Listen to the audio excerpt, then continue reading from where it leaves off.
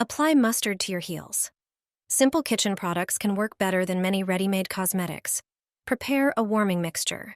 Take 1 tablespoon of honey and 1 tablespoon of cinnamon.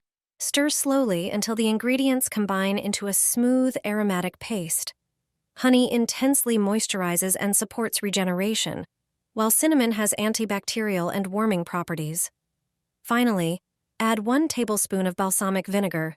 It helps exfoliate dead skin cells and adds character to the mixture. Mix thoroughly until it thickens.